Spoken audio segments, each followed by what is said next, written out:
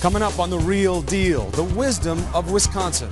Should unions have a seat at the table for everything? Or is negotiating power over wages enough? The battleground over paying into pensions and health care. It's a tough question. If no one wants to raise taxes, how can we move forward when every proposed cut brings civil war? And the government shutdown. Is it fair that failing politicians get to punish us for their inability to make a deal? Hey everybody, I'm Chris Cuomo. This is The Real Deal. Says it right over my shoulder. Today, what's going on in Wisconsin? What does it mean to you? What does it mean to me? And government shutdown. Is it just a scare tactic, or do we really have to be worried? Let's get the real deal. And the question is, where is the accountability? Why didn't you look out for the little guy? You in Congress, all of you, that we put there to watch our backs, you are to blame.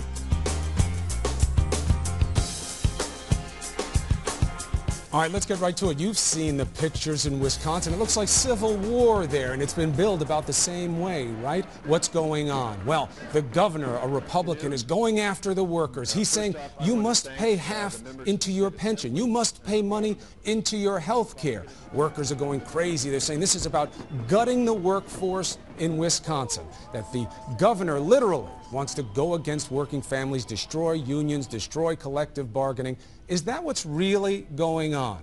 Or is this about a compromise in a time of need, something America needs to understand? That's what we're going to get the real deal on right now. You have better than me to give you the answers. You're getting very lucky today. We have with me Charles Gasparino. He is Fox Business Network senior correspondent. He's an editor over there. He's helped me over the years understand things. Charlie, thank you for being here. Down in Washington, we have Patrick Garofalo, economic policy editor at the Center for American Progress, and the one, the only, my favorite, my mentor, Mr. Sam Donaldson. He is a legend, as you all know, but he is also wise to the ways of coverage like we're talking about here. Everybody, thank you. Charlie, let me start with you. Collective bargaining, okay? That's one of the two big hot button issues here, right? The idea in Wisconsin... It's probably the biggest issue here. A lot of people are saying, you want to cut out unions. You don't want them at the table anymore. Public sector unions. What is the reality about what will happen? You know, I come from a union background. My dad was a union iron worker. I have nothing against unions, but think about collective bargaining. You're a politician collectively bargaining with a public sector union. Think about your conflict of interest. You want to buy those votes. Who's in there for the taxpayer? And that's the problem with collective bargaining when you deal with public sector unions. I have, as a politician, every incentive to cut them a good deal. By the way, Democrats have done it over the years. George Pataki in New York has done it. And guess who is left holding the bag? The taxpayer. And we're at a point now where, listen, I don't think the world's going to come to end tomorrow with state and local governments, but as your brother knows, the time is coming very soon where we just can't afford these benefits. I don't think we can afford benefits where you're 50 years old, 45 years old, and you retire, you know, guaranteed 50% of your paycheck. That's insane. Mr. Garofalo, you got people lying in hallways down there in the name of their union rights, in the name of collective bargaining.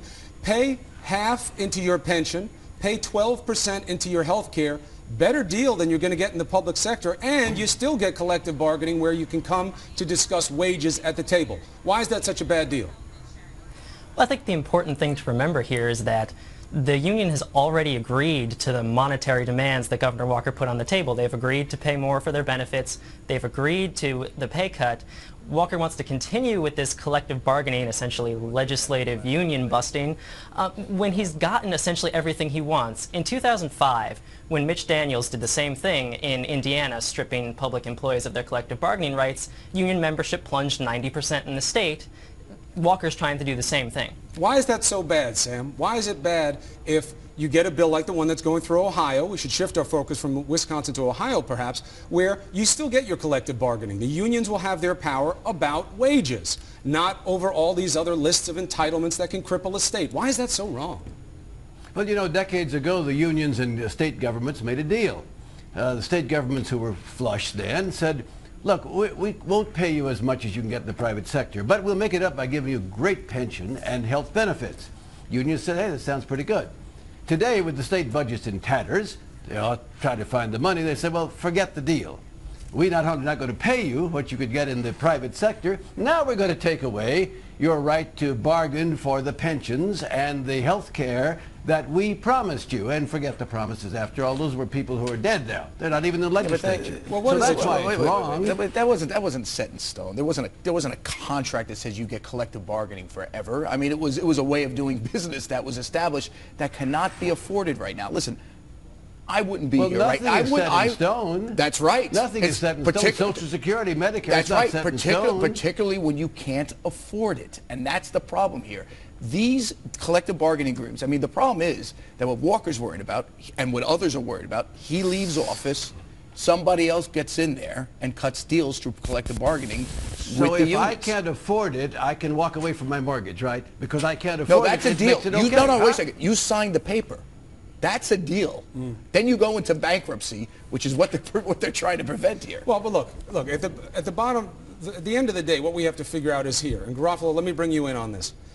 The workers are saying we're not getting enough. When you look at the private sector, where wages are, where benefits are, it seems to me they're getting a better deal on the state side than they might get in the private markets. Do we have to start to accept the economic realities of the day? We're in tough times. We are in tough times, but I think we should remember that the average public employee pension is a whopping $24,000 a year. I find it kind of interesting that the solution to the disparity between public benefits and private benefits is to just race to the bottom. If you look at state pension funds, they're in bad shape because there was a giant recession and the housing bubble burst, and they're understandably in bad shape. As the market recovers, these problems are going to get smaller. Maybe some rebalancing needs to occur, but I don't understand what... But you're just making my point, because everybody else has their pension based on the market. These guys get a guarantee. These guys and gals, let me be not sexist here, but the bottom line is this: we can't afford guarantees anymore. It's pretty clear that these pension funds are so underfunded that in the future, not now, but in the future, if it keeps going, But the trend line fault says is it they're underfunded? They're not underfunded because of anything the workers did. Of course the workers not. were told these benefits It's called would the be there risk. for It's them. called the market. It's because you can't afford guarantees. By the way, you want a guarantee? Talk to Bernie Madoff. He will give you a guarantee on your pension. But that was a different kind of thing. There was a No, it's not. It's the same thing as these public pension funds. Guaranteeing 8 to 10% returns is what Bernie Madoff did. There is no guarantee. They were treating it as insurance when really it was a There market is vehicle. no Okay, so- guarantee. Well, here's what we know. We're going to go to break right now. But look, the real deal on this is you can't just look at it as some type of civil war. The economic realities have changed. 87% of people polled in the states that are working here right now, Wisconsin, Ohio, New Jersey, New York, say they want cuts. They don't want new taxes. How can you make cuts if every time you make a cut, you have a war on your hands? Think about that. We're going to take a break. Come back for more of The Real Deal.